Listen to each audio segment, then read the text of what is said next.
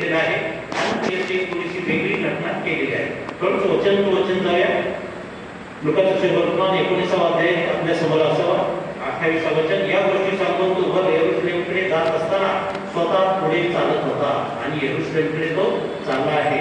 प्रत्येक यहुद्याला या यरूशलेमबद्दल खूप अभिमान स्वाभिमान. तर त्या ठिकाणी जे पवित्र मंदिर होतं राजा सलोमन यानं बांधलेलं आणि त्या मंदिराच्या साठी सर्वांचं या ठिकाणी काय लक्ष असायचं, जे काय आपण घेऊन जायचं तो सण पण जवळ आलेला आहे. भलाटण सण आणि तो सण साजरा करत असताना तिथलेच यहुदी नव्हे तर जगभरचे यहुदी त्या ठिकाणी जमले होते.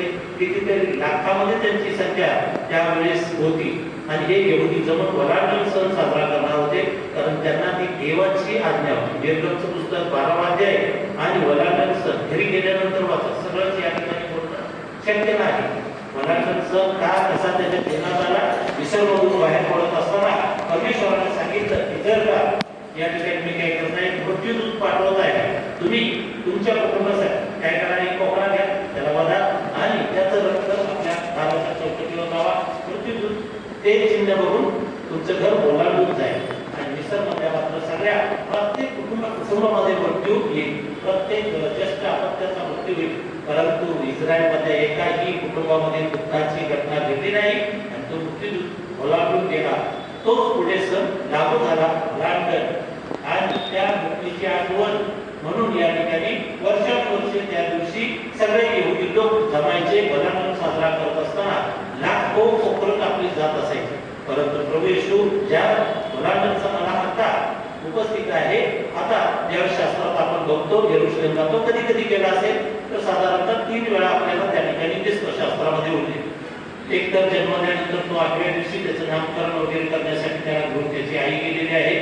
जेव्हा संदेशाने त्याला हातात घेतलेला आहे आणि माझ्या डोळ्याने कारण पाहिलं वगैरे तो म्हणतो नाही का, आता हे जेव्हा मला शांतीने घेऊन जा, अशा पद्धतीने पहिला यरूशलेमला त्याचा जाणं होत आहे. दुसऱ्यांदा ज्यावेळेस आपण बघतो तर लुकाचं सुवर्तमान 2 अध्याय असेल आणि त्या ठिकाणी तो 12 वर्षाचा असताना भलाटण सणासाठी गेलेला आहे आणि त्यावेळेस तो चुकला. एक दिवस 2 दिवस सापडला नाही, 3 दिवसांनी त्याच्या ऐवजी त्या ठिकाणी जगत होती. कारण त्या 12 वर्षाच्या येशूला आपल्या आईवडिलांना त्याच वेळेस एक जाणीव करून द्यायची होती, एक थोडीशी काय आहे की जी घटना त्यांच्या जीवनात चुकवून काय आहे की एक दिवस मी तुमच्यापासून हरवणारच आहे आणि ते म्हणजे आता 33 वर्षाचा असताना त्याला कायमच त्या ठिकाणी मरण येणार आहे. आपण बघतो तर मला